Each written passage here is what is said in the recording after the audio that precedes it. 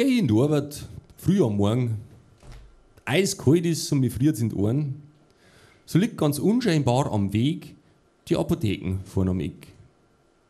Und jetzt mal, wenn ich da so gehe, sehe ich am Schaufenster einen stehen, der druckt seine Nosen ganz fest ein. Ich hab mich schon gefragt, was das wohl soll.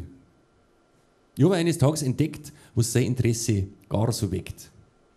Das war beim Hustensaft ganz in der Nähe so ein Backel Hagebuttentee. Mein Herr, sag ich, verzeihen Sie die Frage, die ich gerade auf dem Herzen hab. Mir ist gerade aufgefallen, guter Mo, Sie schauen den Tee schon ganz gern an. Geh, sind Sie nett, verraten Sie mir, was ist denn da der Grund dafür? Ja, gern, sagt er ganz frei heraus. Ich mach da kein Geheimnis draus.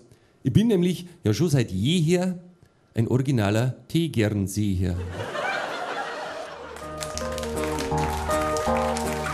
Scheibträg, gell? Ja, schon.